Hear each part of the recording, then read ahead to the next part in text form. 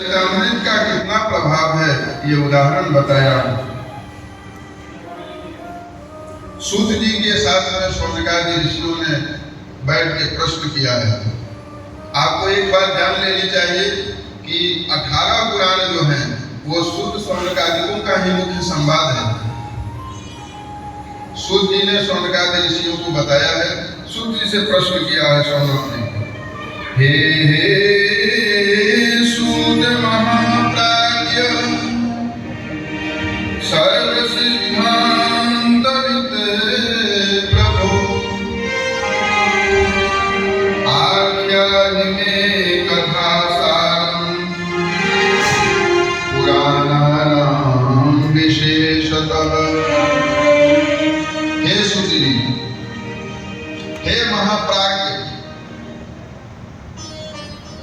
विद्वानों में सर्वश्रेष्ठ शिरोमणि, आपकी शरण में हम आए हैं।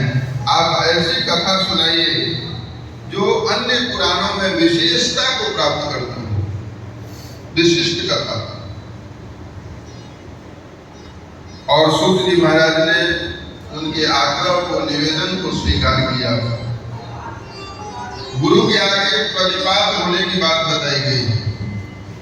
कुछ जानना हो आपको तो शरणागति स्वीकार करनी होगी, उनके शरण में जाकर के। तब विधि प्रणिपातेन, विनम्रता पूर्वक प्रश्न करना है। शौनकादि ऋषियों ने विनम्रता पूर्वक सुंदर आसन पर बैठा करके प्रश्न किया है कि कुछ ऐसा सुनाइए जो सबसे श्रेष्ठ कथा हो, प्रसंग हो और हमारे जीवन को धन्यता प्रदान करने वाला।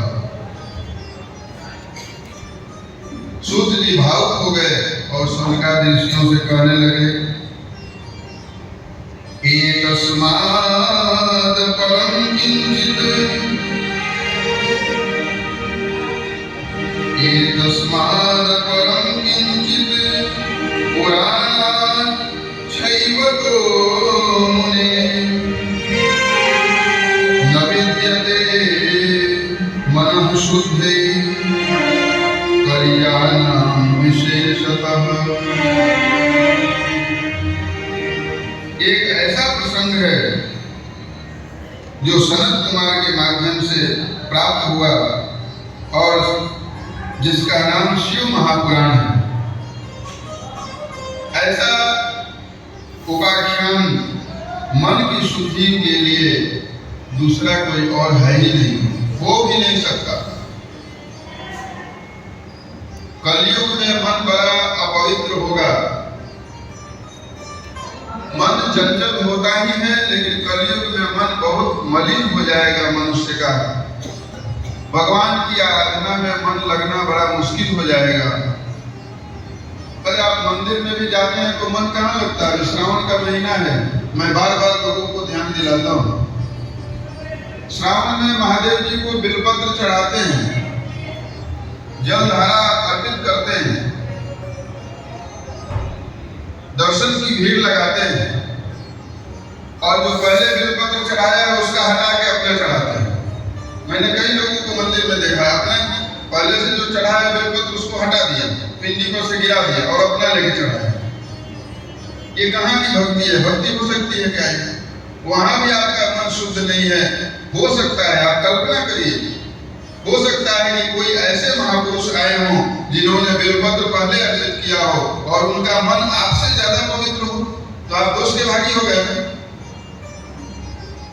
मंदिर में भी मन को शांति नहीं है, मन में शुद्धता नहीं है, देवालय में नहीं है, विश्रालय में नहीं है, विद्यालय में नहीं, कहीं नहीं है, क्योंकि कलयुग चारों ओर फैला हुआ है। कलयुग में मन शुद्ध नहीं होगा। शौनकादि ऋषियों से सूत जी महाराज ने कहा, एक उपाय है जो कलिकाल में कलिग्रस्त मनुष्यों के उद्धार के लिए पर्याप्त है, और यह उपाय क्या है? शिव पुराण की कथा श्रवण किया जाए, भगवान शिव की महिमा का श्रवण किया जाए, भगवान शिव के विविध चरित्रों को सुना जाए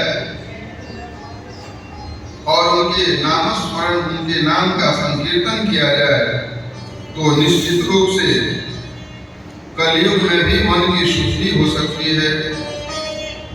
ये शृण्वन्ति मुनेः शैवम्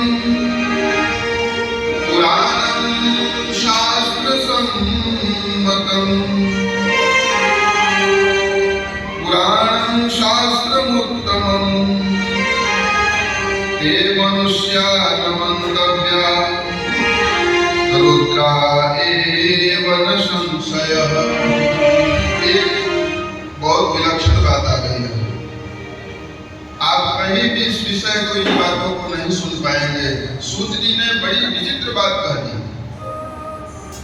जो शिव पुराण की कथा भक्ति से सुनता है, मन से नियमित रूप से सुनता है, ये नहीं कि आज 3 बजे आए, कल 5 बजे पहुंचे, दूसरे दिन आरती प्रसाद के समय में पहुंचे, ऐसे नहीं। आज श्रवण का एक नियम पूर्वक जो श्रवण करता है भगवान शिव की कथा का, वो मनुष्य नहीं माना जाता। ते मनुष्य न मंतव्य, वे मनुष्य नहीं माने जाते जो भगवान शिव की नियमित कथा सुनते हैं। वो क्या माने जाते हैं? रुद्रा एवं संशय, वो साक्षात रुद्र गण के रूप में मान्य हो जाते हैं। शिव पुराण की इतनी महिमा है। अभी तक आप लोगों ने श्रवण किया होगा, जो भगवान की कथा सुनता है वो मोक्ष को प्राप्त करता है, शिव लोग वैकुंठ को जाता है, साकेत को जाता है। लेकिन यहाँ जो भगवान शिव की कथा सुनता है वो शिव लोग को ही नहीं जाता, शिव रूप बन जाता